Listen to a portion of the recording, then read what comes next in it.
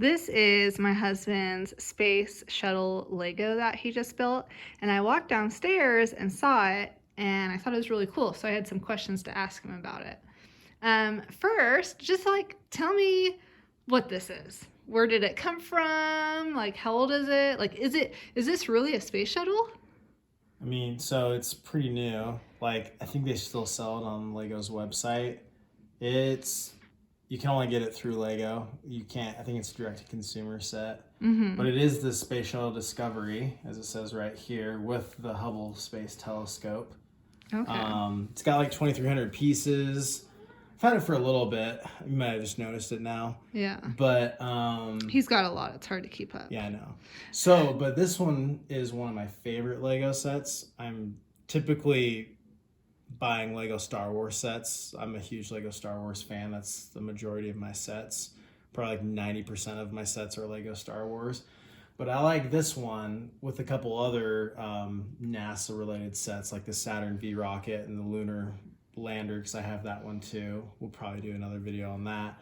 But the reason why I like this set so much is that it's actually something that was real and was in real life. Like, it wasn't from fiction. Something that we actually How old is built. it? The set? Both the set and like the actual space shuttle. Well, so this particular space shuttle mission, going with the Hubble Space Telescope, was in like 1990. I think the space shuttle program had been going since somewhere in the early 80s all the way till early 2000s, or maybe mid. Like, I know they stopped doing it after I think like 2008. Don't quote me on that though, but it's relatively recent. But yeah, the Hubble Space Telescope, which has given us so many awesome pictures of galaxies from far away. That was this mission that it's portraying right here. I have it, you can display it in a couple different ways, but I have it displayed where you have the bay doors open as if they're in space right now, and they're using the arm to lift it up and have it go into orbit around Earth so it can take those magnificent shots that people see. So can you show me the other ways you would display it? Is it easy to move? No, not really. I kind of like you can though. However, I think down here there's landing gear, so you can. I can't get it this one, not from this angle, but there are landing gears, so you can have it placed like as if it's landing. You can also display it with just this, like this, with the bay doors closed and the Hubble Space Telescope to the side, because it has its own stand. I just like this displayed like that because it looks like how it would be in space, like orbiting Earth, and they're getting ready to take it out of the bay doors, which can close, like they can fully close. Yeah. And it looks like these bay doors have stickers on them. Is that common for Legos? Yeah, now I think stickers are annoying, just because you can never put them on right. Like this one right here, I did not put it on evenly. The lettering is a sticker too? Yeah, most of the stuff's stickers. I think the only thing that's not is, I think this NASA Discovery plate right here was actually just already on there. What about the United States? That's a sticker, Why is the flag backwards? Good question. I don't know. Anyways. Did you mess up on that? I probably did. You can't have the flag backwards. Yeah, you can. Anyways. But yeah, stickers are kind of an annoying part of Lego sets now. I know it's a way to keep costs down because I think it costs more money to make the things pre-printed on the pieces. But yeah, all these right here are individual stickers. They're annoying. You can see they're a little uneven because it's really hard to do each single one perfectly. So from far away it looks fine. When you zoom in like that, you're like, oh wow, what did you do wrong? That one looks a little crooked. Yes. This one right here. Oh. We know. But no, like I said, I like this set because it's something that was done in real life, whereas all my Star Wars stuff it's all fiction. Whereas this is a real life thing that humans actually built. Yeah. One of the cool things is you can pop open the cockpit and you can see into, like, oh no, it broke. So you can see two different levels. That's the inner part. That's where the astronauts live and do all their sciencey stuff in there, and control the robotic arm and stuff like that. That's like the living quarters, which is down below. And then right here is where they sit when they take off. This is like the command launch area, or how would I say it? It's like the main cockpit area. Mm-hmm. So, and they have all these little seats. It's not in minifigure scale size because that would have to be a very giant set to make this minifigure size. So they went a little bit smaller on that. Okay. But yeah, you pop that off. While we're zoomed in, what are some other like little detailed features on here? So, I probably won't be able to explain this as well as my Lego Star Wars stuff. But yeah, you can actually pop open this Hubble Space Telescope lens right there, and that is the actual like telescope that is going to look out into space. And then this is the docking bay. So all this comes in here and it pops open. You'd have like an astronaut out here working on it with the robotic arm, lifting it out and then releasing it into This orbit. is the Robotic arm, yeah. So normally when this is detached floating around, this would be back in here and the bay doors would be shut.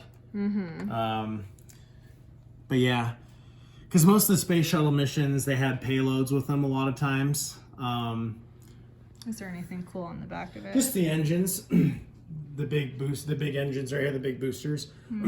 Obviously, when this thing takes off, it's got separate rocket boosters attached underneath with a giant fuel tank underneath, but they release those and it just becomes space trash. Probably still orbiting right now unless they've already been incinerated by our atmosphere. But one of the things I don't know if a lot of people know this about the space shuttle program, it's actually considered a huge failure. They did not do nearly as many launches as they wanted to. They lost way more space shuttles than they thought. I think they lost I know they lost Challenger, and I know they lost, I think, Columbia. They might have lost one more. I'm not sure. But they lost actually, for the amount of missions it had, I think they wanted to do over 200 missions, but I believe there was less than that, maybe only 100 missions. But it was very expensive to launch these into space each time. I think I read somewhere it was like over $1 billion. Okay, so I have maybe a dumb question. So you know how like with your Star Wars Legos, like when someone buys any Star Wars related product, like the Star Wars people get money back, a little bit percentage. Does NASA get any money from NASA Star Wars? NASA Star Wars? No. Or NASA Legos? I don't know, honestly. I don't know.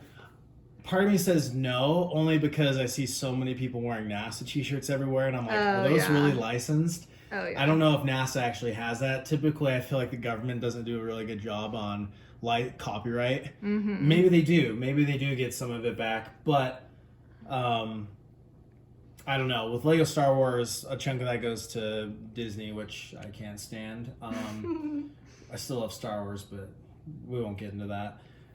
But I don't know, honestly. I bet you not. Probably not. But yeah, anyways, what I was saying, there was a huge failure of the space shuttle program because it cost so much per launch, and they thought it was going to be cheaper. And then all the repairs. Because the initial point of the space shuttle program was to have a orbiter, like the space shuttle, be able to re-enter Earth and reuse it again, which is nice because before that we were using rockets, and we were like a Saturn V rocket for the Apollo program. That's a one-time use only. Same with the command module and the lunar module. You wouldn't use those again. Well, the lunar module, half of it's stuck on the moon, and then the Saturn V rocket is you lose that in space. It just is probably space trash, or it's just gone. So this was a way for them to reuse the same vehicle over and over again, or the same spaceship over and over again. The problem was they didn't foresee or calculate really well how much the maintenance cost was going to be, and the fact that they lost, I think, 2 or 3 space shuttles to accidents. So they'd have to rebuild new ones. Like I was saying, I think it was $1 billion each launch, which is very expensive. Yeah. So they eventually shut the program down. I think there's a lot of cool things they accomplished with it, though. There was not really the payout that they wanted to see in it, like the how much it was going to cost what they thought it was actually way over. So they went way over budget on that, and so I think that's what led to the demise of the space shuttle program. Yeah. But still really cool. It gave us the Hubble Space Telescope to put up there. They did a lot of science experiments on the space shuttle as well. This was used to dock with the International Space Station, so you could ferry astronauts to and from there. So yeah, it was cool. But one of the things I like about this set too is the Hubble Space Telescope. What you don't see a lot with Lego sets is like a lot of these like really silvery pieces, which this whole thing is made of. Yeah, I So also it's noticed that. really cool. I like the detail on the set. It's a very pretty set. Yeah. Better than they've done some previous space shuttles. I think this is the best one they've done. Oh, I think okay. they've done some with the actual, like that were sitting in a position where they were going to launch into space. They still have the boosters underneath the booster rockets and like the big fuel tank. Yeah. Those are okay, but I think this is their best iteration yet of the space shuttle. But do you have any other questions? No, we're about 11 minutes in. So, any other like people gotta know, something you absolutely love, like anything you didn't mention that to wrap the video up? No, the only thing I'd like to mention is this is a Lego set worth having. I think it's a really good display piece, whether at home or in an office. I think it's really classy. There's a lot of cool Lego sets that aren't as displayable as something like this. It's got the nice stand.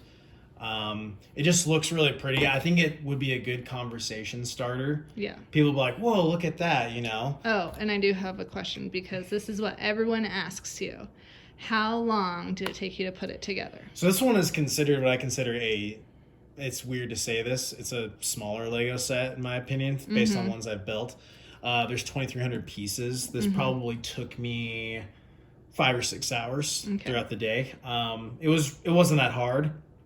Really, the hardest thing about these sets is just being tedious with the stickers and trying to put them on. It's really hard though, because some of the pieces are really small. You definitely wouldn't want a kid putting this set together, like a little kid. I mean, someone, a 12-year-old could put this together. Yeah.